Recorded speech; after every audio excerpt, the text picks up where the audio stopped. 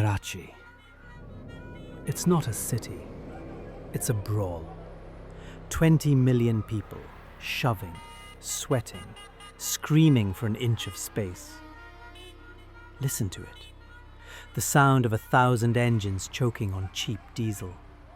The air tastes like exhaust and desperation. Push through the smog. Go deeper to Akhtar Colony. A concrete maze. The streets are narrow here, tight, like a throat closing up.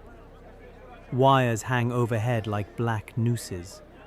The sun beats down on the tin roofs, relentless, unforgiving. It is a place where you can disappear, or a place where you can be erased. Step inside. The silence hits you first. It's heavy, stagnant. The air is thick with sawdust. It coats your throat. It tastes of dry pine and old varnish. You can hear the tiny specks of dust colliding in the shaft of sunlight. Behind the counter sits a man, middle-aged, bearded. His breathing is heavy, labored, like a smoker's. He sounds like 1,000 other shopkeepers in Karachi. He's wiping the counter with a rag. Slow, methodical circles. His name is Zahid Akhund. He sells chairs. He sells tables. He smiles at customers. He offers them tea. But listen closer. Listen to the silence between his words. He doesn't just smile. He waits. He listens to the door, the street, the shadows. Always listening. A customer walks in. An older woman. Sharp, impatient. You can hear her tapping her nails on a table. She demands a lower price. And Zahid, his voice changes. Listen to him. His tone drops. It softens. He becomes the humble servant. Yes, Baji. Of course, Baji. For you, a special price. It is a performance. Academy Award level bullshit. He plays the struggling shopkeeper perfectly. The neighbours love him. Poor Zahid, they say. He works so hard. They don't know he's acting. They don't know the script was written by the ISI. Listen to his hands as they smooth the wood. Rough, dry. They sound like a carpenter's hands. Gentle, precise. They are not. These represent the only truth in the room. Because 20 years ago, those same hands hijacked Indian Airlines flight IC-814. Those hands held a serrated knife to a newlywed's throat. And they didn't stop cutting until the cockpit floor was painted red. His name isn't Zahid Akhund. It is Zahoor Mistry. Codename Bhola, the butcher of Kandahar. He thinks the blood washed off years ago. He's wrong. For 20 years he has slept soundly. Why shouldn't he? He is a guest of the state, a protected species. The establishment built this cage for him. They gave him the new name, the new face, the furniture shop. They told him he was a hero. Stay quiet, they said. Make money. We will handle the rest. He believes them. He believes the men in the black SUVs who visit once a month to drink his tea. He thinks he is an asset. He doesn't realize. Assets depreciate. His life is a perfect circle. Morning prayer, open the shop, tea at 10, lunch at 1, close the shop. Evening prayer, repeat. But lately, the circle has a dent in it. Yesterday, he saw a man across the street. Just a beggar, sitting in the dust. But the beggar wasn't begging. He was watching. Mistry blinked, and the beggar was gone. Was he real? Or was it just the guilt finally bubbling up? He tells himself it was nothing. He drinks his tea. His hand shakes, just a little. The cup rattles against the saucer. Check the calendar on the wall. The date is circled. March 1st, 2022. A Tuesday. The sun is shining. The shop smells of varnish. It feels like any other day. But listen. Way off in the distance, beyond the colony walls, a motorcycle engine screams. It's not just traffic. It's a signal. The past is coming to collect.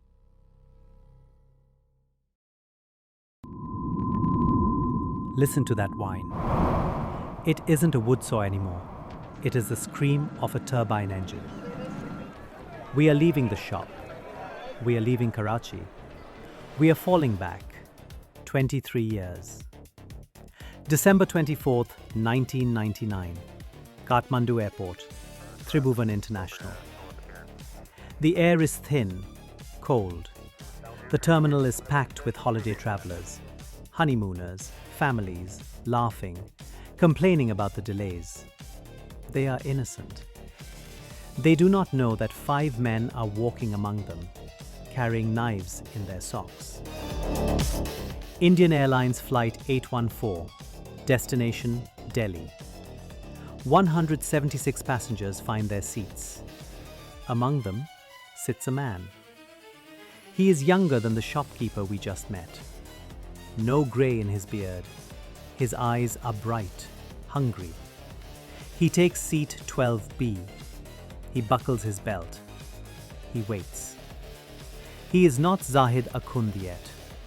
He is Bhola. The plane climbs. The seatbelt sign dings. The cabin relaxes. 40 minutes of peace.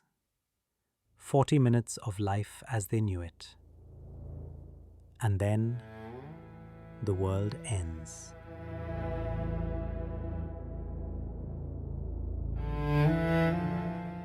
It starts with a shout. Nobody move, heads down. 5 men stand up. They pull masks over their faces. They pull grenades from their bags, or what look like grenades. Panic. The smell of fear, sharp and metallic, fills the cabin.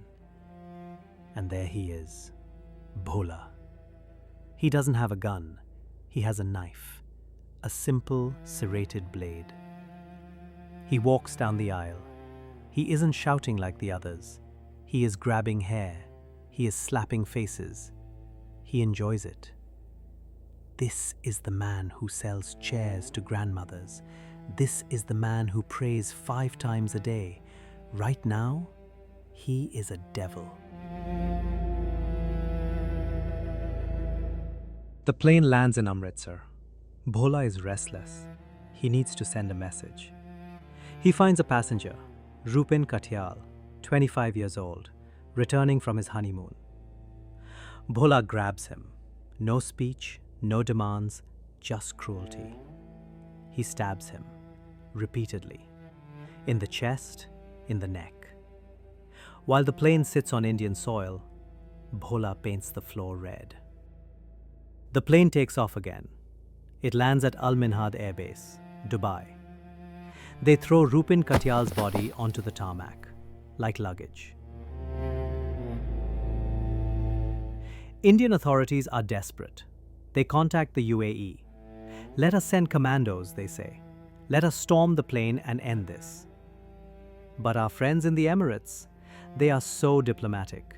They refuse permission.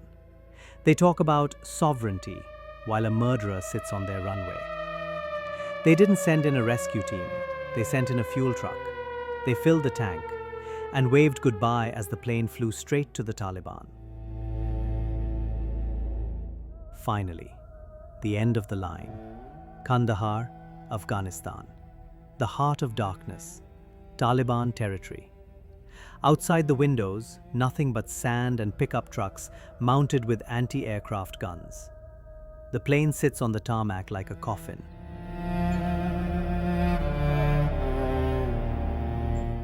Days pass. The heat inside the plane rises.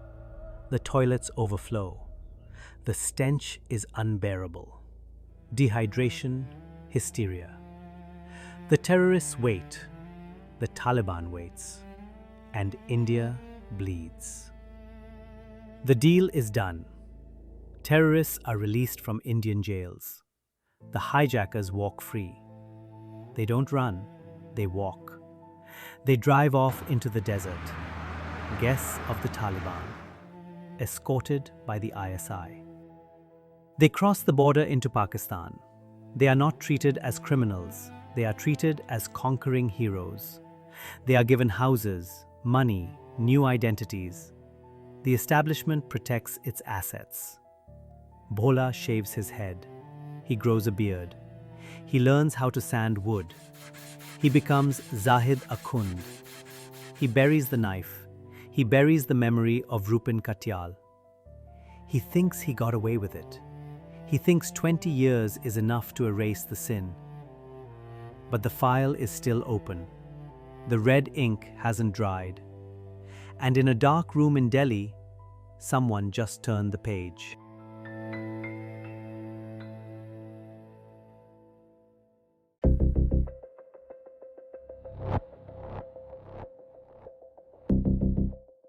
In the movies, you find them in an hour.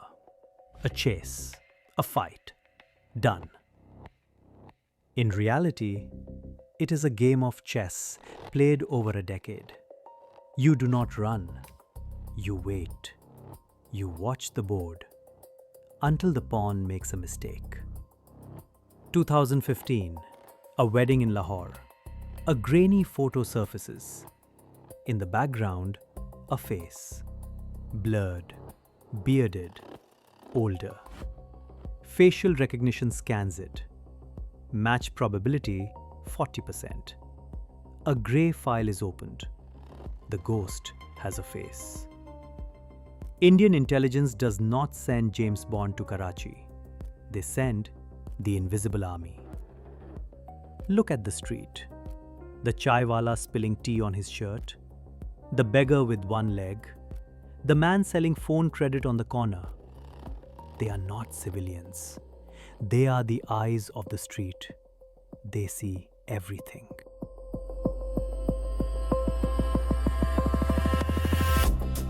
February 2016. Friday prayers. It is difficult to track a man here. Hundreds of shoes at the entrance. Hundreds of men in white. A sea of backs. But a spotter is there. He prays 2 rows behind the target. He isn't looking at God. He is looking at a neck. He sees the scar. Positive ID. May 2017. Mistry isn't alone. Surveillance captures him in the tea shops of Sadr. He meets old friends, commanders from Jaish-e-Mohammed. They speak in hushed tones. They don't look at each other. He may be a shopkeeper, but he is still plugged in. He is still a player.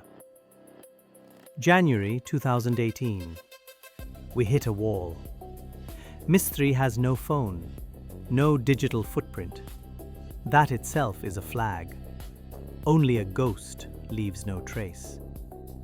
So we have to do it the hard way. We track the staff, the daily labourers, the carpenters sanding the wood. We follow them home. We map their lives. We find the cracks in the wall. August 2018. New intelligence comes in. Moles in the Sindh police. whispers from rival gangster networks. It confirms what we suspected. The hollowed-out table legs are not for design. They are moving drug packets and hawala money transfers. The shop is a front. It is a bank for terrorists. March 2019. We need inside the carpenter's house. But you cannot just knock on the door. You need an invitation. Enter Aisha, a female asset. She tracks Bashir's wife Fatima to the civil hospital.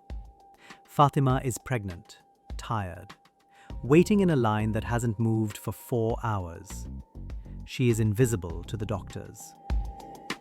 Aisha sits next to her. She offers a bottle of water. She uses the tradecraft of the instinct to complain. "These doctors," she whispers, "they think we are cattle. My sister waited 6 hours last week." Fatima nods. The dam breaks. She talks about her back pain, the heat, the cost of medicine. Aisha listens. Then, the hook. "I used to be a teacher," she lies. "I know the head nurse. Let me talk to her." 10 minutes later, Fatima is seeing a doctor. Aisha isn't a stranger anymore. She is a savior. She is the Baji who gets things done. And just like that, the door to the carpenter's house is open. December 2019, 9 months later. The trap is finally sprung in the comfort of a living room. It takes time to build trust. It takes time to become invisible. But tonight, Bashir is relaxed. His guard is down. Aisha is showing him something on her phone, a viral video, a news clip. "You have to see this, Bashir bhai. It's hilarious." She sends the link. Bashir laughs. He clicks. In that split second, the malware is installed. Digital poison. He thinks he watched a video. He just handed over the keys to the castle. February 2020. The breakthrough. The carpenter brings his phone to work. It connects to the shop's Wi-Fi. Mistry is careful, but he is lazy. His laptop is on the same network. The phone acts as a bridge, a silent listener on the local router. We traverse the network. We enter the drive. It is a dual-use device. On the surface, legitimate business spreadsheets, inventory logs. But hidden deep within are logs revealing a sordid secret. An obsession with gay porn. The holy warrior is living a double life of vice. This is leverage.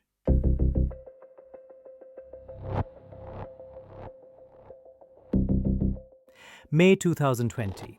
A physical check. A woman in a black burqa enters the furniture shop. Only her eyes are visible. She is asking about dining tables. She touches the wood.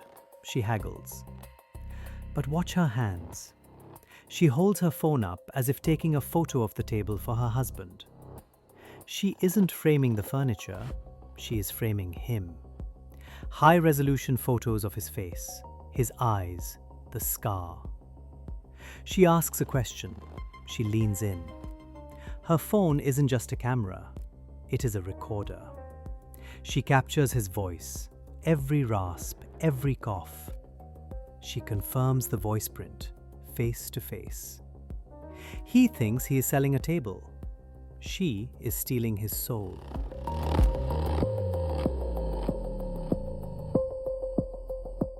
August 2020, North Delhi. A crumbling apartment block. No sign on the door, no air conditioning. Just sweat and cigarette smoke.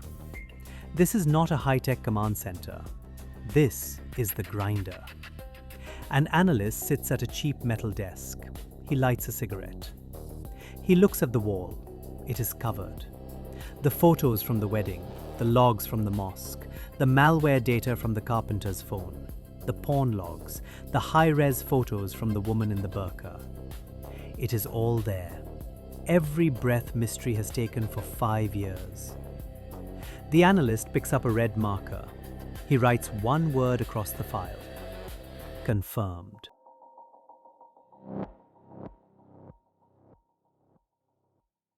We have the gun. We have the target. So why do we wait?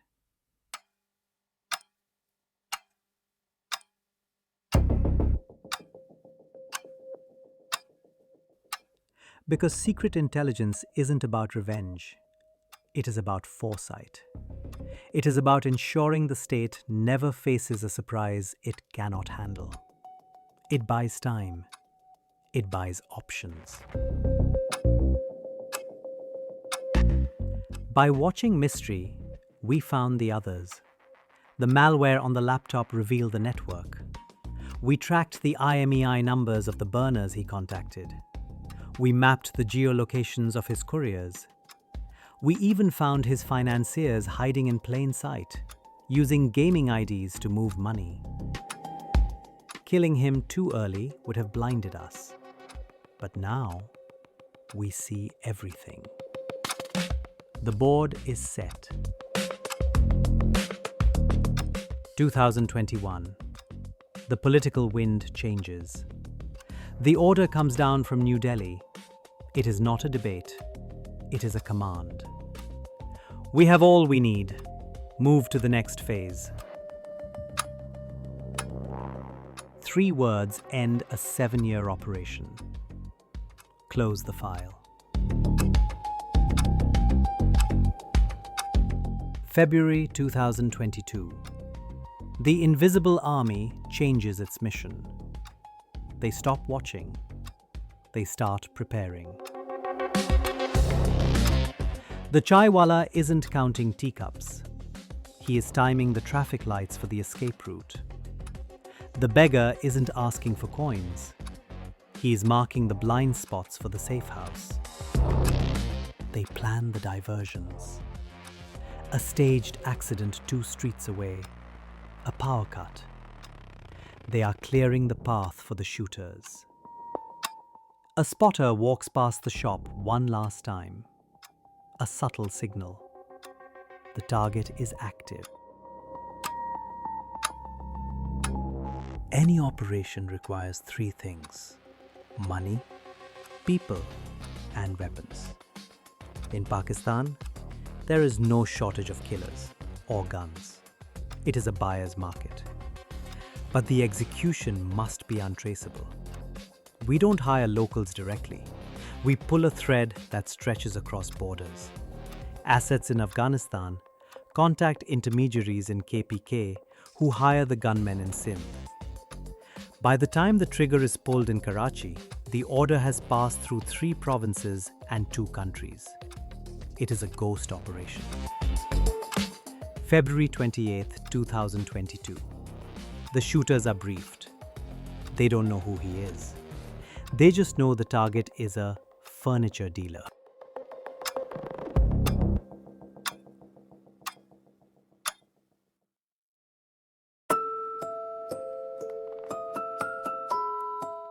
March 1st, 2022, 8 a.m. Zahoor Mistry leaves his house in the secure society. He waves to the guard. He feels safe behind the walls. But the moment his tires touch the public road, the clock starts. A young man on a red Honda 70 pulls out of a side street. He wears a faded helmet. He looks like a student. He isn't. He follows Mistry through the narrow residential lanes. He keeps 2 cars back. He's not aggressive. He's just traffic. Mistry turns onto the main artery. The motorbike peels off to the left. Seamlessly, a white Suzuki Tempo merges from the right, laden with crates of soda. The driver doesn't look at Mistry. He just matches his speed. The surveillance baton is passed. 8:45 a.m. Akhtar Colony. Mistry parks. He unlocks the heavy padlocks. He lifts the shutter. He steps into the dark, dusty shop. He starts his routine. Kettle on, lights on. He thinks today is just another Tuesday. Cut to the street outside. Two men stand at opposite ends of the road. They are smoking. They look bored. They are the early warning system. They check their watches. The net is tight. This happened overnight. Intelligence mapped every CCTV camera on the street. A spotter walked past them in the dark. He didn't cut the cables. That leaves a mark. That requires breaking in. Too risky. Instead, he used black spray paint. A quick burst over the lens. The cameras are still running. The system shows recording, but the eye is blind. It will be hours before the shop owners realize they are watching nothing but darkness.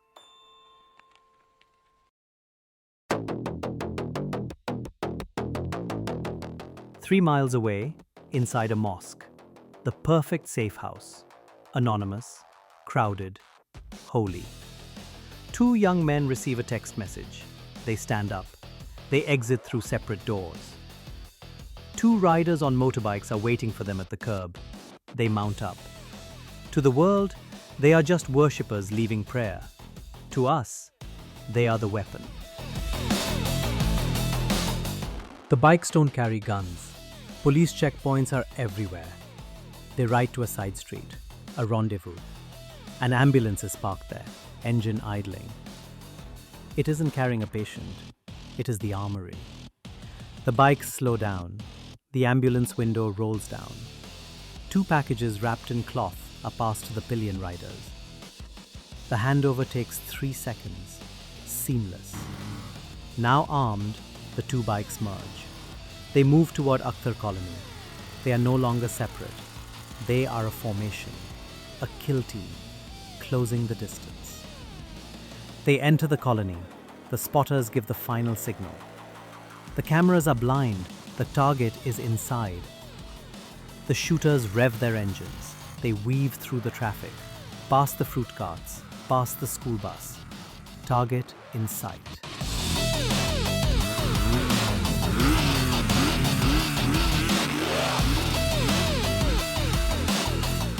The sound of the engine fills the street. It screams. It is the sound of judgment. The bikes skid to a halt. The shooters dismount. They don't run. They walk fast. They enter the shop. Mistry looks up from his team. He sees the men.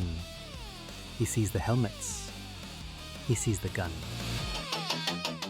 In that split second, the facade of Zahid crumbles. He knows. He sees 1999 staring back at him. No speeches. No, this is for Kandahar. Just execution. 3 shots. Chest, chest, head. The teacup shatters.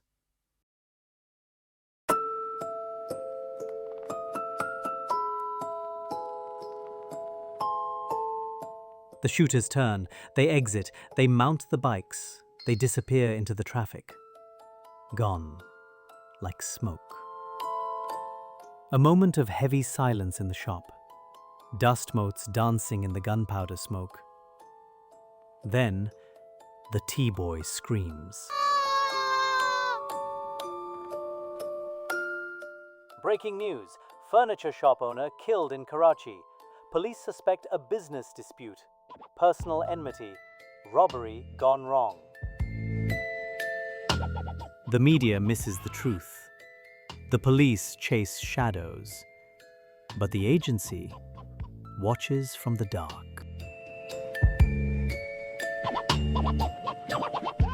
The file on Zahoor Mistry is closed. One down. Justice is a dish best served by someone else.